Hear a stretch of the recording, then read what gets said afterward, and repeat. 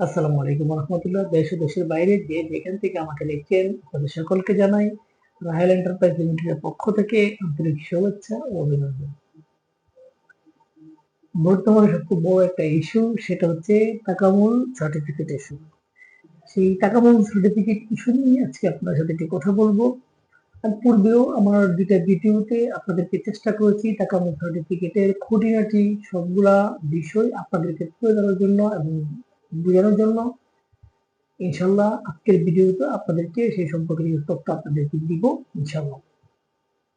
তাকামুল certificate একটা issue বর্তমানে খুব চলতেছে। যে ইস্যুটা আমরা সবাই যারা এজেন্সিতে কাজ করি, আমরা যারা করে এজেন্সি চালাই, আমাদের আমরা যারা এই কাজগুলা করে থাকি এছাড়া সম্পর্কিত সৌদি আরবের, আমরা সবাই কিন্তু বিষয়টা নিয়ে একদম যে টেনশন করি না তা কিন্তু না, আমরা সকলেই টেনশনে আছি।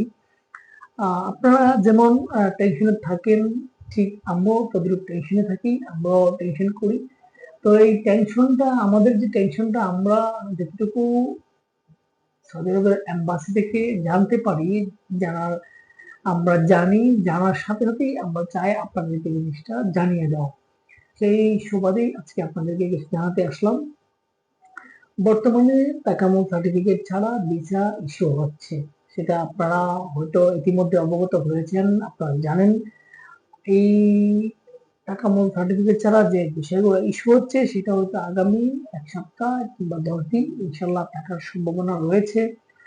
আপনারা অবগত হবেন আরো যে যে সার্টিফিকেট গুলো ইস্যু হচ্ছে সেগুলা কিন্তু মাত্র দুইটা ক্যাটাগরি সার্টিফিকেটেই শুধু তাকামুল ছাড়া আপনার ভিসাগুলো ইস্যু হচ্ছে।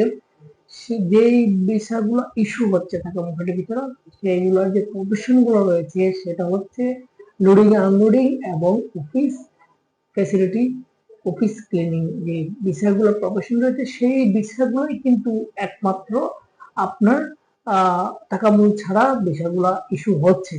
এখন অনেকে হয়তো বলে যে তাকামুল ছাড়া ভিসা ইস্যু হচ্ছে, ওই টাইপের অনেক কথা বলে আপনাদেরকে, আপনারা হয়তো শুনতে শুনতে হয়তো বিরক্ত হয়ে গেছেন। আপনারা আসলে কার কথা বিশ্বাস করবেন, কাকে বিশ্বাস করবেন, আসলে সেটা আপনাদের কাছেই। কারণ হচ্ছে যে আপনারা যাকে মনে করেন যে সে সঠিক কথা বলতেছে তাকে আপনারা বিলিভ করেন। আসলে সবাই যে সত্যি কথা বলবে, সবাই যে মিথ্যা কথা বলবে, দুটাই কিন্তু না।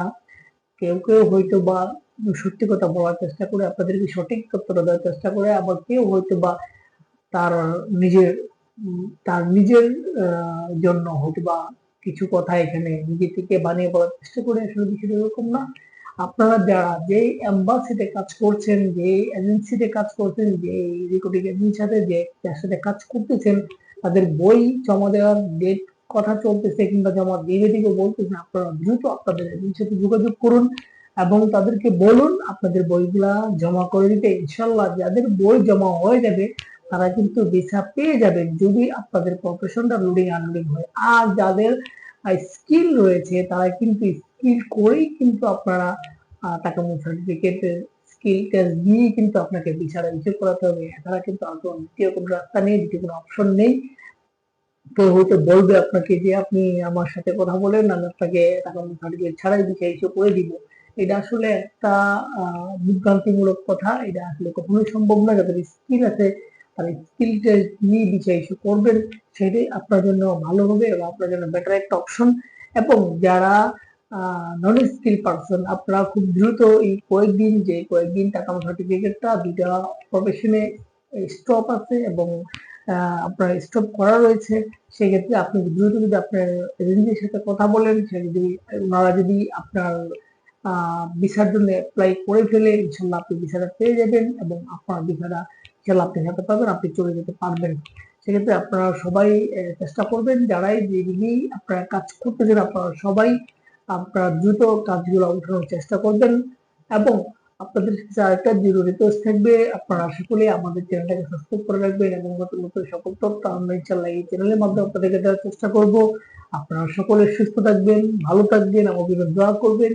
আল্লাহ হাফেজ।